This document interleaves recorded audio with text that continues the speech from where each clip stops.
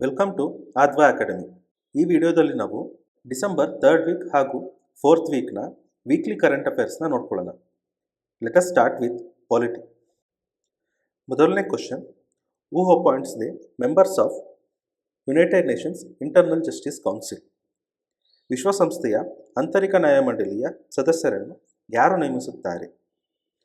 United Nations options ಬಂದು United Nations security council, general assembly, UN secretary general, internal court of justice. ಇತ್ತೀಚೆಗೆ former supreme court judge justice Madan B Lokur ಅವರು United Nations internal justice council ಅದರ chairman ಆಗಿ appoint ಆಗಿದ್ದಾರೆ. ಇವರ ಈ internal court of justice UN ಇದರಲ್ಲಿ total 5 members ಇರ್ತಾರೆ. ಇದರ appointing authority UN secretary general ಅವರಾಗಿರುತ್ತಾರೆ. So UN secretary general chairman ಹಾಗೂ ಇತರ ಸದಸ್ಯರನ್ನು ಅಪಾಯಿಂಟ್ ಮಾಡ್ತಾರೆ. ಈ ಇಂಟರ್ನಲ್ ಜಸ್ಟಿಸ್ ಕೌನ್ಸಿಲ್ನ ರೋಲ್ ಏನು ಅಂತ ಹೇಳಿದ್ರೆ, UN ಡಿಸ್ಪ್ಯೂಟ್ ಟ್ರಿಬ್ಯುನಲ್ ಇದೆ ಹಾಗೂ UN ಅಪೀಲ್ಸ್ ಟ್ರಿಬ್ಯುನಲ್ ಅಂತ ಇದೆ. ಇದರಲ್ಲಿ ಅಪಾಯಿಂಟ್ಮೆಂಟ್ಸ್ನ ಇದು ಓವರ್ಸಿ ಮಾಡುತ್ತೆ ಹಾಗೂ ಈ ಅಪಾಯಿಂಟ್ಮೆಂಟ್ಸು ಹಾಗೂ judicial system UN transparency, independence ಹಾಗೂ ಪ್ರೊಫೆಷನಲಿಸಮ್ ಇರೋ ಹಾಗೆ ನೋಡ್ಕೊಳ್ಳುತ್ತೆ. ಇದೇ ಇದರ ಫಂಕ್ಷನ್ಸ್. ಇದಕ್ಕೆ ಸರಿಯಾದ ಆನ್ಸರ್ ಬಂದು UN secretary general. Next questions ನೋಡೋಣ. Who was recently appointed as the chairperson of national human rights commission? ರಾಷ್ಟ್ರೀಯ ಮಾನವ ಹಕ್ಕುಗಳ ಆಯೋಗದ ಅಧ್ಯಕ್ಷರಾಗಿ ಇತ್ತೀಚೆಗೆ ಯಾರು ನೇಮಕಗೊಂಡಿದ್ದಾರೆ? Options: justice Arun Kumar Mishra, justice NV Ramana, justice V Ramasubramanian, justice doctor Vidyut Ranjan Sarang. ಇತ್ತೀಚೆಗೆ ಪ್ರೆಸಿಡೆಂಟ್ ಅವರು former supreme court judge V Subramanian ಅವ್ರನ್ನ NHRC ಚೇರ್ಮನ್ ಆಗಿ ಅಪಾಯಿಂಟ್ ಮಾಡಿದ್ದಾರೆ. NHRC ಬಾಡಿ ಬಗ್ಗೆ ನೋಡೋದಾದರೆ, ಇದೊಂದು statutory body. Protection of human rights act 1993 ಪ್ರಕಾರ ಸ್ಟಾರ್ಟ್ ಆಗಿದೆ. ಇದು ಎಸ್ಟಾಬ್ಲಿಷ್ ಆಗಿರೋ ಡೇಟು ಅಕ್ಟೋಬರ್ 12, 1993. ಈ ಅಕ್ಟೋಬರ್ 12, 1993 ಅನ್ನೋದನ್ನ ಚೆನ್ನಾಗಿ ನೆನ್ಪಿಟ್ಕೊಳ್ಳಿ. ಯಾಕೆ ಅಂದರೆ ಫಾರ್ಮರ್ಸ್ ಸುಮಾರು ಎಕ್ಸಾಮ್ಸಲ್ಲಿ ಈ ಕ್ವಶನ್ಸ್ನ ಕೇಳಿದ್ದಾರೆ. ನೆಕ್ಸ್ಟ್, ಇದರ ಕಂಪೋಸಿಷನ್ ಹೇಗಿರುತ್ತೆ ಅಂದರೆ, ಒಬ್ಬರು ಚೇರ್ಪರ್ಸನ್ ಇರ್ತಾರೆ ಹಾಗೂ 5 ಫುಲ್ ಟೈಮ್ ಮೆಂಬರ್ಸ್ ಹಾಗೂ 7 ಎಕ್ಸ್ ಅಫಿಷಿಯೋ ಮೆಂಬರ್ಸ್ ಇರ್ತಾರೆ. ಈ 5 ಫುಲ್ ಟೈಮ್ ಮೆಂಬರ್ಸ್ ಯಾರು ಅಂತ ಹೇಳಿದ್ರೆ, ರಿಟೈರ್ಡ್ ಸುಪ್ರೀಂ ಕೋರ್ಟ್ ಜಡ್ಜ್ ಹಾಗೂ ರಿಟೈರ್ಡ್ ಹೈಕೋರ್ಟ್ ಜಡ್ಜ್, ಐದರ್ ರಿಟೈರ್ಡ್ ಆರ್ ಸರ್ವಿಂಗ್, ಹಾಗೂ 3 ಜನ ಹ್ಯೂಮನ್ ರೈಟ್ಸ್ ಲಾ ಹಾಗೂ ಮೂಮೆಂಟ್ ಬಗ್ಗೆ ಎಕ್ಸ್ಪೀರಿಯನ್ಸ್ ಇರೋರಾಗಿರ್ತಾರೆ. ಇದರಲ್ಲಿ ಮಿನಿಮಮ್ 1 ಮೆಂಬರ್ ವುಮನ್ ಆಗಿರಬೇಕು. ನೆಕ್ಸ್ಟ್, 7 ಎಕ್ಸ್ ಅಫಿಷಿಯೋ ಮೆಂಬರಲ್ಲಿ chairpersons of national commission of minority, national commission of SC, national commission of ST, national commission of woman rights, national commission of backward classes, national commission of child rights, person with disability chairman ಅವರಾಗಿರ್ತಾರೆ. ಇವರೆಲ್ಲರನ್ನೂ appoint ಮಾಡೋ authority president of India ಹಾಗೂ ಇವರ tenure ಬಂದು 3 years or age 70ವರೆಗೂ. So ಕರೆಕ್ಟಾದ answer ಬಂದು option C, justice V Subramanian. Next question: which of the following principles does appointment of governor India reflect? ಭಾರತದಲ್ಲಿ ರಾಜ್ಯಪಾಲರ ನೇಮಕವು ಈ ಕೆಳಗಿನ ಯಾವ ತತ್ವಗಳನ್ನು ಪ್ರತಿಬಿಂಬಿಸುತ್ತದೆ? Parliamentary supremacy, executive dominance, constitutional federalism, unitary governance. ಸಂಸದೀಯ ಪಾರಮ್ಯ, ಕಾರ್ಯನಿರ್ವಾಹಕ ಪ್ರಾಬಲ್ಯ, ಸಾಂವಿಧಾನಿಕ ಸಂಯುಕ್ತ ವ್ಯವಸ್ಥೆ, ಏಕೀಕೃತ ಆಡಳಿತ.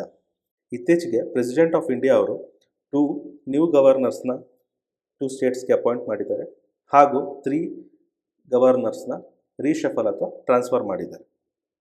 ಗವರ್ನರ್ ಅನ್ನೋ ಬಾಡಿ ಬಗ್ಗೆ ನಾವು ನೋಡೋದಾದರೆ, governor chief executive head of the state ಆಗಿರ್ತಾರೆ ಹಾಗೂ ಇಂಡಿಪೆಂಡೆಂಟ್ ಕಾನ್ಸ್ಟಿಟ್ಯೂಷನಲ್ ಅಥಾರಿಟಿ. ಈ ಗವರ್ನರ್ ಅನ್ನೋ ಕಾನ್ಸೆಪ್ಟ್ ಅಥವಾ ಸಿಸ್ಟಮ್ನ ನಾವು ಕೆನಡಿಯನ್ ಸಿಸ್ಟಮಿಂದ ನಾವು ಬರೋ ಮಾಡ್ಕೊಂಡಿದ್ದೀವಿ. ಗವರ್ನರ್ನ ಅಪಾಯಿಂಟ್ ಮಾಡೋ ಅಥಾರಿಟಿ ಪ್ರೆಸಿಡೆಂಟ್ ಆಫ್ ಇಂಡಿಯಾ ಹಾಗೂ ಇವರು under the pleasure of the president ಅಧಿಕಾರ ಹೊಂದಿರ್ತಾರೆ. ಇವರ ಅಲೋಯನ್ಸಸ್ ಎಲ್ಲ ಪಾರ್ಲಿಮೆಂಟ್ ಡಿಟರ್ಮೈನ್ ಮಾಡುತ್ತೆ.